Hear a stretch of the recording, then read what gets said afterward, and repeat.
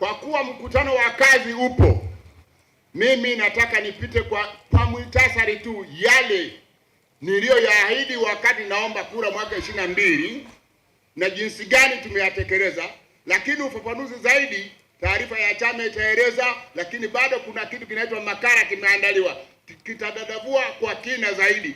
Msije mkasema leo mwenyekiti ameshindwa kuongea. Kuna vitu vimeandaliwa, skrini hizi kwa ajili ya kueleza kwa niaba yangu, vitaeleza. Naomba niseme yafuatayo kwa ufupi sana.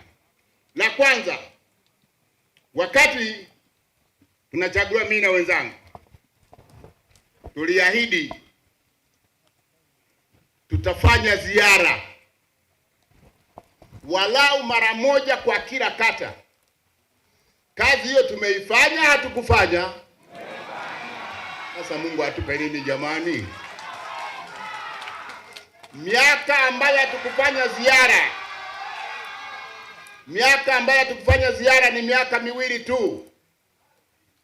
24 tulipisha uchaguzi wa serikali za mitaa. 25 tukapisha uchaguzi mkuu. Maana tungefanya ziara, wasemaji wapo, wangesema mwenyekiti anakwenda kupanga safu, ingesema hiyo shughuli sasa ziara nisitishe, na nilimshirikisha mlezi wangu wa mkoa, tukakubaliana kwamba nisifanye ziara miaka hiyo kwa sababu ya kupisha uchaguzi. Lakini jambo jingine ni ujenzi wa ofisi. Hamuoni? Mnaona?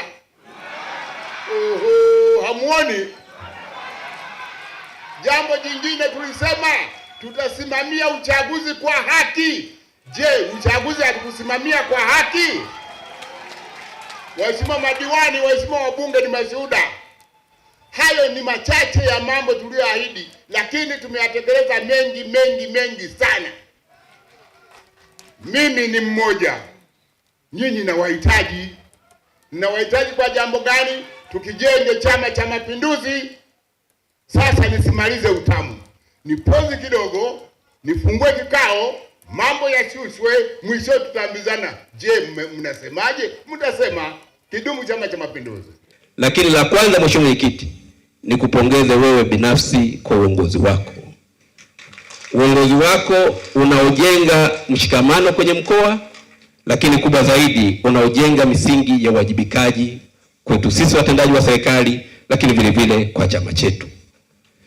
Katika katiba yetu ya chama, Mheshimiwa Mwenyekiti, huwa tuna mikutano ya chama. Mkutano wa chama wa uchaguzi unaoitishwa kila baada ya miaka 5 na mkutano mwingine unaitishwa katikati ya ndani ya muhula mmoja wa miaka 5. Mimi nimekuwa mkuu wa mkoa kwa miaka 10 sasa. Ni mara ya kwanza namshuhudia mwenyekiti wa chama wa mkoa anashiriki uchaguzi uliomchagua na anaitisha mkutano maalum kwa ajili ya kuwasilisha taarifa ya utekelezaji wa ilani. Mheshimiwa Mwenyekiti, nakupongeza sana kwa uamuzi wako huo. Si jambo dogo, ni jambo kubwa. Na wanasiasa wale waoga wakiona wajumbe wanakusanyika, wajumbe tunawajua jamani, wajumbe. Lakini kwa mwenyekiti wetu, wajumbe yeye ndio marafiki zake.